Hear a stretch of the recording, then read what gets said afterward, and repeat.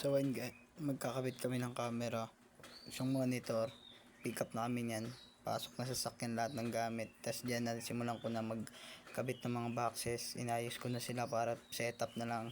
Yan, kinabit ko na isa-isa yung mga boxes dun sa mga poste. Ito 360 camera, yan, wiring, inayos ko, nag-drill ako, nag-tox.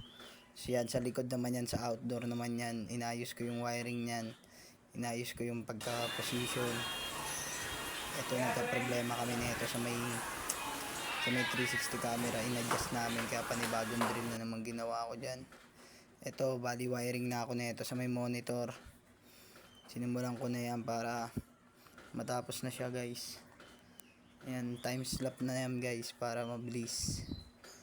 Yan, kinabit ko lang lahat ng DC, mga antena niya para rekta na kagad guys. Boom, eto guys, pasok na yan, isa yan na guys, yung mga camera nakabit ko guys. Yan, bali lahat yan guys, 8 guys, mga camera na yan, 8 camera sa isang bahay na may negosyo sa loob guys.